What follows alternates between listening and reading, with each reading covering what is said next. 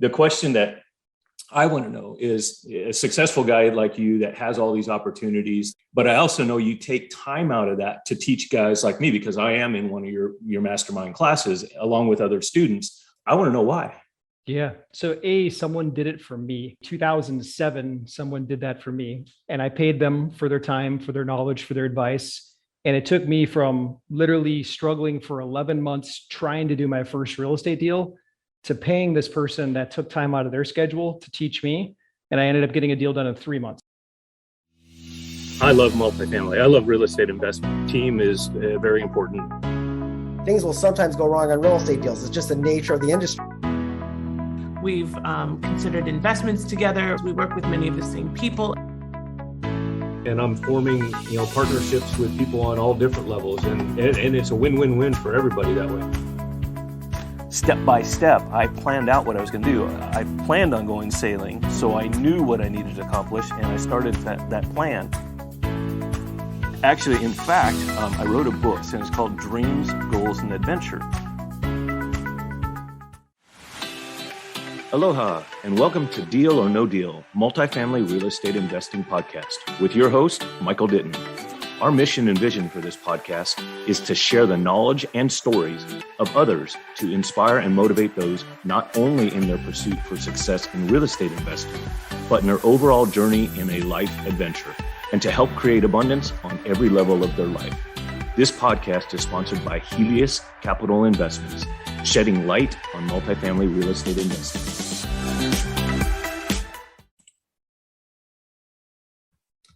Welcome, everybody, and we're here for another episode of Deal or No Deal, Multifamily Real Estate Investing, and we want to thank you for coming back.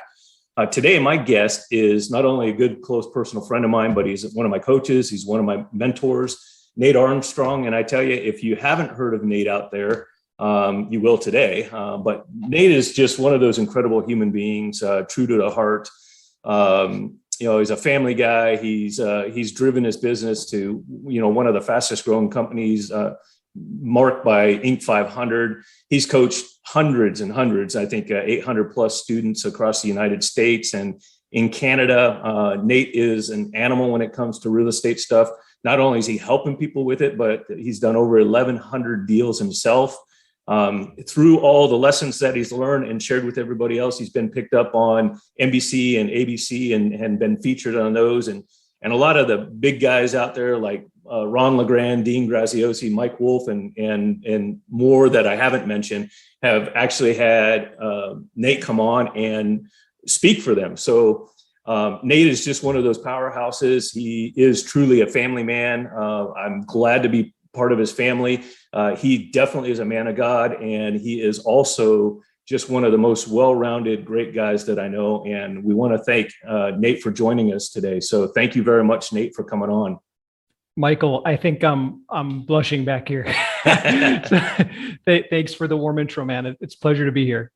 Yeah. Well, Nate, I'm gonna not go. I put a couple of accolades there, but I'm not going to go into your story because nobody tells a story better than themselves. So, Nate, how did you get from? I know your past and your history a bit. I know a couple of hurdles that you've overcome, and I know where you're at today. And let me tell you, you've moved some mountains. And I want you to share a snapshot of who Nate is, where he came from, and how he got where he's at. Yeah. It's funny when you're talking about moving mountains. I had a mountain planted in front of me even today, and they always happen in our life, no matter what. It's tax time, depending on, when everyone's listening to this, but it's tax time. And I got a mountain of a tax bill, like bigger than I've ever seen in my life. And I called the CPA and I'm like, is this even possible? What? And then he explained to me that there's a whole bunch of things that were missed and blah, blah, blah. And I'm like, oh, I have a heart attack here. But anyways, mountains come up. So I had a pretty big mountain put in my path, not just today, but like in real estate in general, they're going to happen. So for me, I'm from Duluth, Minnesota. My dad was a mechanic. My mom did home daycare, like plain Jane. We weren't playing cash flow and reading Robert Kiyosaki, Rich Dad, Poor Dad in my household growing up. I remember when I figured out how much my dad had bought our house for, because I figured out how to search stuff and find stuff. My dad was so tight-lipped with it. He's like, how did you find that? you're not supposed to know that. And he got mad at me. And I'm like, Dad, I just want to know, like, I want to know how this stuff works. But anyways, I go off to college, blessed opportunity. I got to go to a really good school in Minnesota. And I got to go with like my friends' parents on weekends and all that kind of stuff. And some of my friends, their parents were running businesses. Some of them were buying real estate. And one of my friends, his dad had this mechanic enterprise. And I got to like start to learn and see, and like they would talk openly about finances. It felt like the wealthier people were, the more open they were. And I just remember that seed getting planted. And then I went off to college and started kind of doing what mom and dad told me to do, go to school, get a good job. And then I kept thinking, what about my friends' parents? What about them? And I just said, you know what, I'm going to do this. And I jumped into real estate, and I won't bore you with all the details, but that's how I got in. I just made a decision. I'm going to do what these other people were doing that had success. And I started doing it. And I fell flat on my face. Been there. Yeah. And then you get back up, and then you just go and you go. And then you do come to this place of harmony where, you know, it's kind of like your position that whatever you feel like you're supposed to go after, there's never going to be an end to it. I've got a client of mine. He's got over 4,000 apartment units right now, 4,000. And he was asked by his brother-in-law at a conversation I got to overhear. He was asked by him, hey, when is enough? And then he said, oh, I got to get another 4,000 before I'm dead. I'm going to get 4,000 more. This guy lives in a 10,000 square foot house in the mountains. He's got property all over the world. Like, he's loaded. And the brother-in-law, his name's Ron. Ron looks at him and says, I have one thing that you'll never have. And he said, what's that? And Ron said, I have enough. Now, I've been working with Ron because I've been selling him houses. I've worked on syndications with him. Like, we've done a lot of deals together. We've done at least 60, maybe 61 houses together, plus some syndications on some larger stuff together. So like, Ron and I have both done really well. But for what he told to his brother-in-law, like, the sky's the limit. You could keep going and going and going. My wife and I, we are so blessed. We finally got to go live in the house that we want. We're in Florida. We're right next to the water. Like, we got the things that we really want. And now our focus has shifted a little bit. We've moved on to some nonprofits. We officially launched Home Invest Kids. We're doing some stuff that I've wanted to do all of my life. We're still doing real estate, mind you, but we're doing things that are more mission driven. So like, when I wake up in the morning, I know why I'm doing it. I feel passionate about it. I get lit up. So yeah, that's a long backstory, but that's who you got now. No, I love it. And you and I kind of on the same path as far as mindset and goals and everything else. And I love that. The funny thing is, you actually said tax bill, and yes, this recording is right around tax time. I remember in 1997, when I first got into real estate, my first real tax bill after acquiring property and everything else. The numbers were correct, but they were astronomical based on everything else I'd experienced in life. And I'd been doing pretty good in life, but it was, I was a sales rep and it was still W-2 and everything else. And I was paying my fair share. But my first year in real estate, I went back to my CPA and attorney and I said, I don't know what's wrong here. What's wrong? And he says, Michael, I remember this words. He said, Michael, if you didn't earn it, you wouldn't have to spend it and pay for it. And I said, if I didn't earn it, I wouldn't have to pay it. Okay, never mind. So, but I knew he was doing the best he could for me. And he has for over 2 decades now. In fact, he's still the same CPA. So I digress.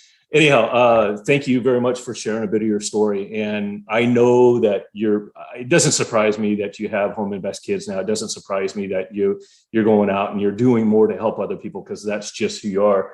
The question that I want to know is, a successful guy like you that has all these opportunities, that's super busy doing, 1,100 plus units, doing deals with your brother. I know that you're now working with investors in a different way as well. You're always leveling up. You're always taking it to the next level. But I also know you take time out of that to teach guys like me, because I am in one of your mastermind classes along with other students. Plus you have another division of it as well, Social Media Blueprint. And you're taking time to share what you have up here with all these other people. And quite honestly, I want to know why. Yeah. So someone did it for me. Nice. Someone did it for me. 2007, someone did that for me. And I paid them for their time, for their knowledge, for their advice. And it took me from literally struggling for 11 months trying to do my first real estate deal to paying this person that took time out of their schedule to teach me. And I ended up getting a deal done in 3 months. So at 11 months to 3 months, time compressed. And I remember that very clearly. And I thought to myself then, if I ever get the opportunity to do it for other people, I'm going to do it. So that's first and foremost. Second thing is that this is kind of my, I don't want to go like all biblical and stuff on you, but it's a little bit like my style of ministry, so to speak. Okay. So like, I want to do good in the world. I want to touch people. I know I only have so many hours in the day. I can't do everything that I want to do by myself, but I'll tell you what, some of the people's lives that I've been able to touch are doing right now. I got John Hubach. He's up in the Northwest region of Washington State. He's running a nonprofit taking homeless vets off the street right now. He's using his real estate deals to fund that nonprofit. I got Lucinda Corner. She's out in Colorado right now. She's also doing very similar with her nonprofit right now, taking care of families and mothers that are displaced and all kinds of good that are coming out of it. We were able to make a pretty good sizable contribution over to Operation Underground Railroad to save children who are being sex trafficked right now. And this is the fuel for all this is the real estate deals. It's like the currency that we were able to learn how to trade back and forth is real estate. This is really a people business at the end of the day, but we're trading real estate. It's generating money, and that money goes to fund good in the world. And so when I'm able to work with students, that's kind of like my deep ministry, so to speak, inside. It's what I want to do. It's what I feel called to do. It's what I get excited about each morning. Well, that's cool.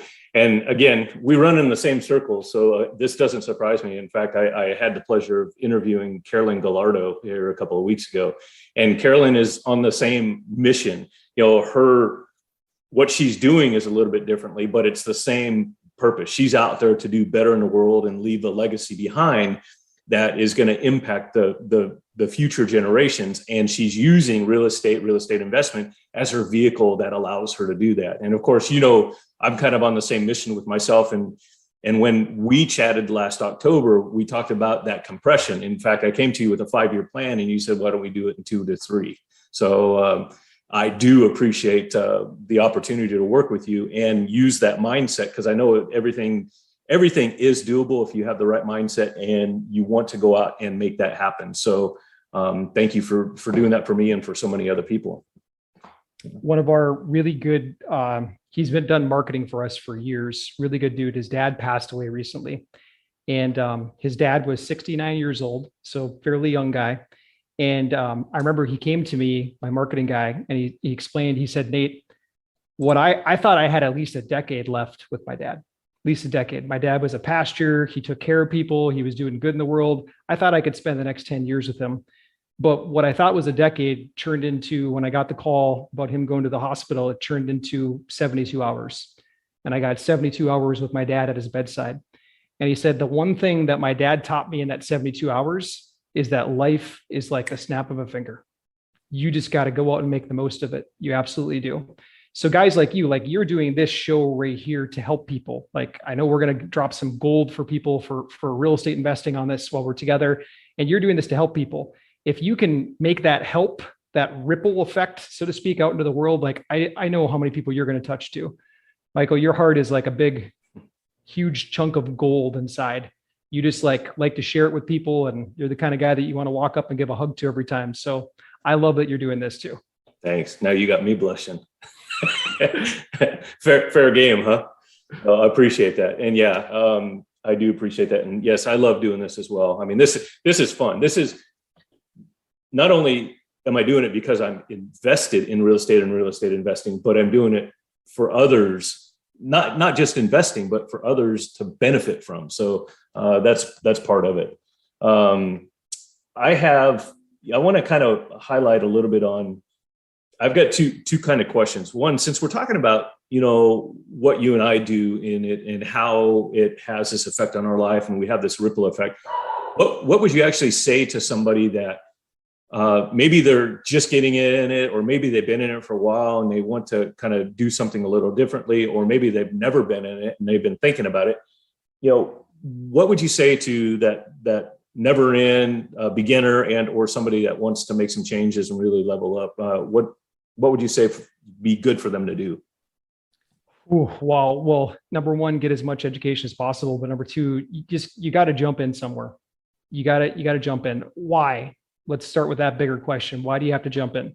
If you look at anyone that's maintained wealth from generation to generation, I can almost without a doubt prove to you that there's some form of real estate inside of that financial package that helped that person get there. Okay.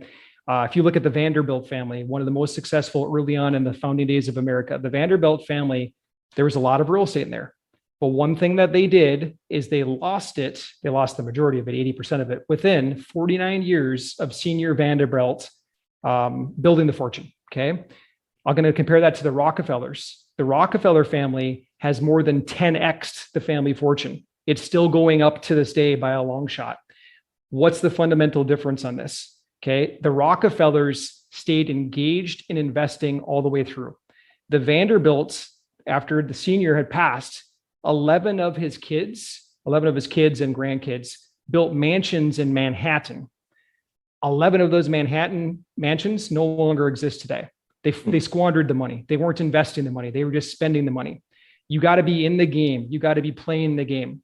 Do what the Rockefellers did. They were out there playing the game every single day. They did not just stop and say, oh, I've made it here, I'm done. No, they kept learning and playing the game of real estate. So get in the game is my biggest push for people. Cool. Get in the game. I like it. And I think one of the other things you said, but you didn't say it in the context I'm going to mention it. Why get in the game? I think the biggest thing is to know what your why is. And I know we talk a lot of mindset, and you really need to know what your why is to get in any game, but especially real estate. So if you want to do this, is it because you want to set up a nonprofit? Is it because you want to help a community? Is it because you want to travel the world? Is it because you want to do like I did, a few years ago, jump on my sailboat and disappear for 10 years? Or what is that why? You want to see the kids going through college. Why is knowing your why is one of the biggest things. What would you say to that?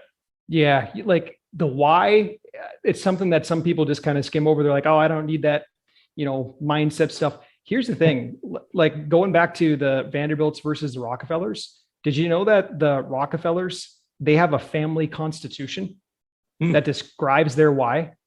Nice. They go on family retreats every single year, and they pass off the why from generation to generation by verbal. Okay. So like the why is the glue that's going to keep us to the mission, even when days are tough. Because there's going to be plenty of tough days. I don't care which business you choose. I don't care which job you're in. There's going to be plenty of tough days that are out there. And if you don't have that deep down core, kick in the butt, like I'm going to do this for this cause, I don't know, you can get lost.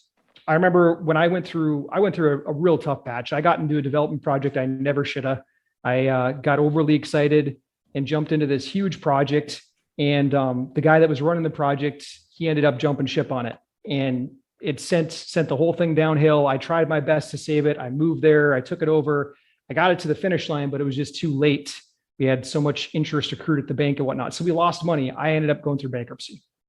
Terrible, terrible thing. I never want that to happen to anybody. And the one thing during that whole time, I would not cut this. And my bookkeeper kept coming to me saying, hey, you got this charitable donation that goes to this one group. We should probably cut this. And I kept saying, no, we're not cutting that. We're not cutting that. And I remember within 2 weeks of bankruptcy, that question came up again. And I said, no, we're not cutting that. And it forced me. It's like, no, because I know how much that family depends on it. I know how much those kids depend on it. I'm going to go make this happen. I'm not going to feel sorry. Like I worked harder. And we ended up working so hard. That's where we ended up winning some of those awards that you mentioned, because we just kicked it into high gear because we had this purpose. We had this why, we had this push of something we wanted to go after. And that push is what all of us need in our life. If we're just going through on cruise control, we'll never achieve greatness. It just doesn't happen. But if we've got that push and that drive, like for me, that was my why at the time. Like I knew what I was focused for. I knew why I wanted to go out and why we brought it to 10 million in sales so fast. I mean, we literally did that 10 million in 18 months. It was just because we had a why. If you don't have a why, you're not going to get it. There's no way. So you, like most of us, have actually had your ups and downs in this business. Yeah. I would be very leery if someone said I have a perfect track record, because either they're kind of going on cruise control and not taking any risk whatsoever, which could happen. Yeah. But even Warren Buffett has had some ups and downs, and Warren Buffett is considered like the gold standard as an investor, but he's learned his lessons. But he quickly, like I'm reading through his business partner's book right now, Poor Charlie's Almanac, great book. But in the book, he talks about their ups and their downs, but they quickly learn from their downs and they just keep going. Yeah.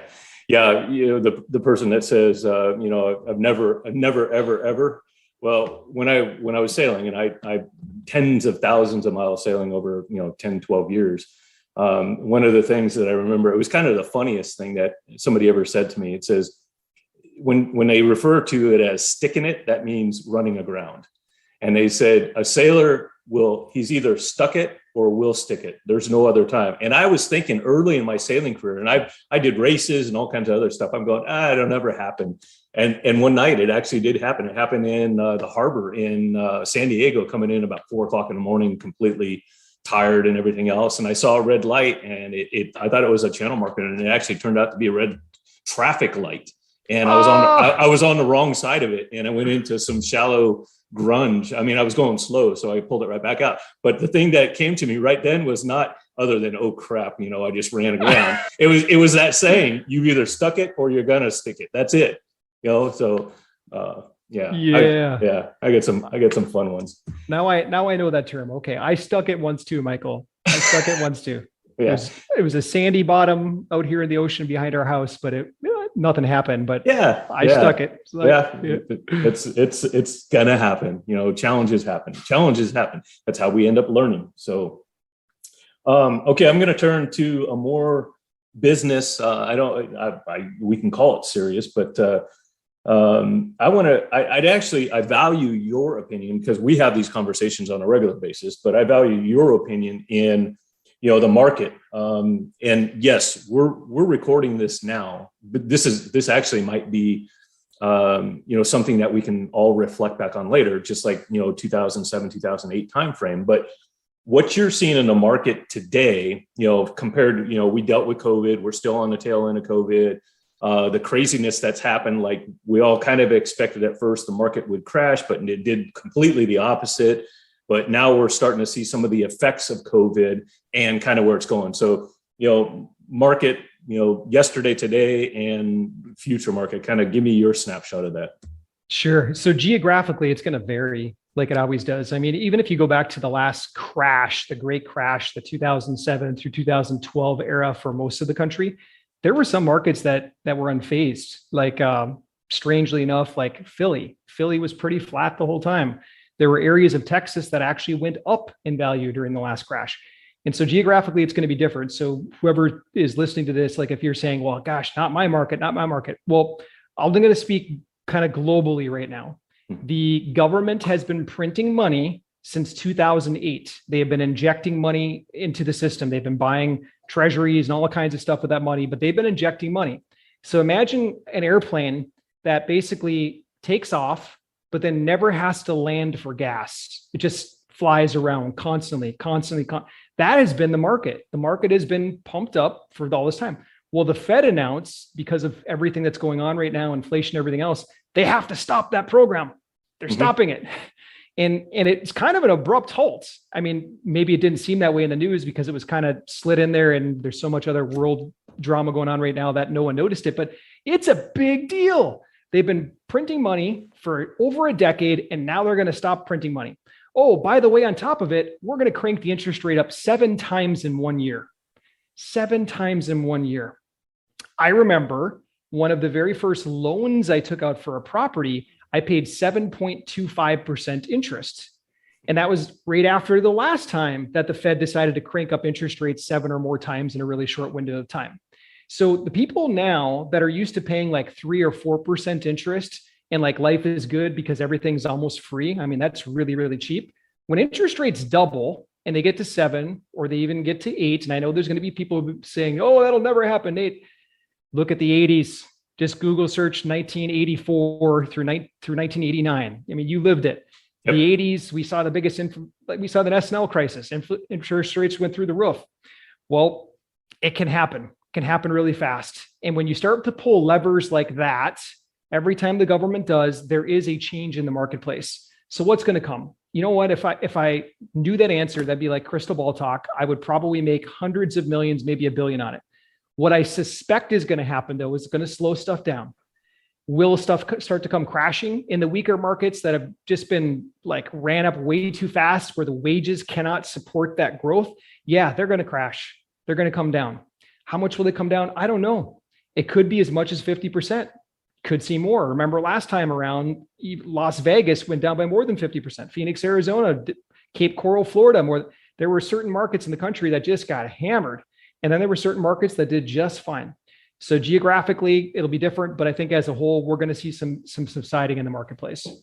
Well, and that geographic thing you're talking about, it's also geographically the areas that went up single digits instead of double digits. They'll probably see, they'll see less of a decline because those are the areas that weren't overinflated in the first place. Now, that may be kind of a rule of thumb, not a given, but I do agree with you on that. I'm definitely, and I'm already seeing that in certain areas. I'm seeing the heavy hit areas with inflation or, huge numbers going up. I'm starting to see those come down. So if there's good economics, it can support price lifting, but that means like jobs have to be coming in, wages have to be going up. The economics of this last 18 months or so has been artificial. It's been printed money, stimulus. That's not something sustainable that can handle a 20% year over year real estate price increase. Yeah. No, I totally agree. So just kind of off topic here. If I was to ask you like one thing that's true and dear to your heart, real estate, family, combination, playtime, anything else, I mean, what would be, the one thing that's kind of true to your heart that you'd like to share either personally or as guidance or a lesson learned or something? It's kind of a strange question, but I figured I'd throw it out there. Sure. You're going to get me preaching, Michael. Are you sure you're opening the store? It's funny. I've got 2 books on my desk, and one of them is the Bible. It's just near and dear to me. Like it's where I spend a lot of time. And I've got this other one, the 300 ways to buy and sell or exchange real estate, because there's always more ways to do deals. But like that's kind of my number one focus is God, kind of it is. And then number 2 would be my family. Number 3 is the business. And I live them in that order. Like I don't want to compromise on that end of things. Yeah. Well, and I know the type of guy you are, and it's doing quite well for you. So I'm glad to know you. Thank you. Yeah. You've got a good team together. So when I was going, when I was talking about why teach, and you talked about, because others did the same for you, and also that, it's hard for you to do everything. One thing we didn't talk about is that, Home Invest, Social Media Blueprint, the things that you do, you have, one, you've networked with some great people for, business on the investor side. You've got teams in place to help with the investor side, but with also the students. I mean, you've really put together a great team, great network of people. What would you say for somebody that is like, coming into this and they may not even know that that's what they need? I understand the importance of it, but, team networking, support, what's your thoughts on that? Yeah, definitely the network and the support around them, like get good guidance somewhere.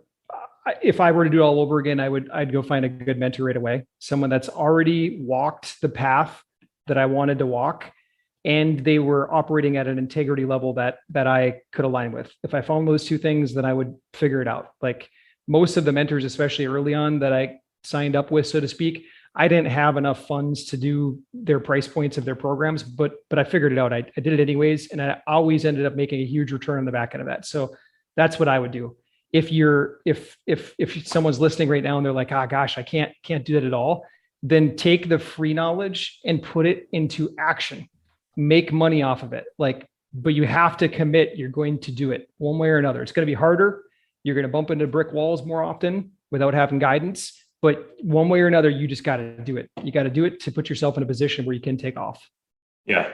Yeah. And that's kind of where I was going, because I tell you what, I've had in the last, since I got back, probably early, I guess it was mid 2000s. And I decided that I wanted to really get back involved in real estate again. And things have changed since, I was really heavy in it back in 1997 when I started off as an investor, and then I got licensed. Coming back into it again, I knew that the fundamentals were the same, but I wanted to do it differently. And I reached out. I ended up with 3 great coaches and mentors. You're one of them. And part of what I've learned was the fact that, one, you don't have to do it all alone. 2, learn through somebody else's knowledge, including trial and error. And 3, by doing that, not that I believe in shortcuts, but it truly is a shortcut to get somewhere. You call it compression. It's truly a shortcut to get from one point to another quicker by learning through somebody else, instead of going through, a longer duration of school of hard knocks to get there on your own. So I'm a true believer in that. And I do believe that I've been able to compress things already, because in 12, 14, 18 months, whatever I've been doing this now, I came back out of, playing around to, rocking and rolling again. And I love it. So it's a great thing to have on your side, is great teams, mentors. And you can start with, there's programs out there that'll get you started, but grow into getting somebody like Nate on your side to kind of get you to that next level. And I love working with you. Thank you, Michael. And let me address also the folks that are like, they just want to invest passively. Mm-hmm. Like what I would do if I was going to do it from the beginning is I would find someone just like you, like you've got you're sitting in a almost 100 unit project right now that you're just finishing up. Find someone that's already doing it. Don't try to go and reinvent the wheel by yourself alone. So if you're in the position where you're just passively investing, find someone like Michael that's already doing it. It's going to be the fastest way to getting replicatable results that are successful, because someone's already in it. It's doing it at a good level. Yeah. I know. I agree.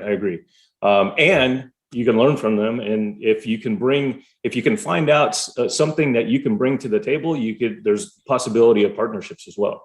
So, but you have to go out there and you have to find it. It's not going to come find you. Well said, man. Yeah. All right. I got one more question for you as we kind of wind down here a little bit.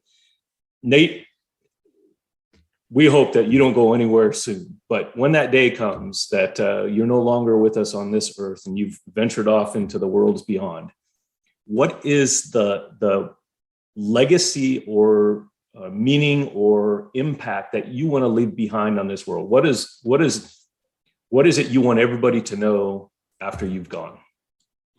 Yeah, well, the legacy that is really what I'm building right now. It's Home Invest Kids. And then with my family, it's what we've got written. Some people would call it daily devotions, daily direction, life constitution. That's the document right there. And there's really a few really big things. It's number 1, serve other people. Make sure you're not just living a selfish life. It's a very lonely, I've worked with so many of those investors that have come in and they've jointly funded projects with me, that they're divorced. They live for work nonstop. They don't have a lot of joy and fulfillment outside of just money. And it seems to be very lonely to me. I wouldn't do that. I would live this life to serve. You get way more satisfaction out of it. Second one is, if you do believe in God, make sure you're true to your creator. Do as you're supposed to do, live as you're supposed to live. That's the 2 messages that I would like to send to people as legacy for me. Awesome. Well, thank you. For anybody that wants to reach out to you, or you have anything that you would like to share with them as far as contact or any, I don't know, you got anything you want to throw out there? Yeah. So we've compressed what we've been doing for the last decade. We've compressed it, and I've got a training that walks through how to go out and find deals off market in today's environment. And we all know it's super crazy out there. It's hard to get deals and all that kind of stuff, but we've really broken it down on how to find the off market stuff. So if you want to go after realtor stuff, it's not us. If you want to go after off market stuff, we've cracked the code, and it's literally available for anybody that has a smartphone.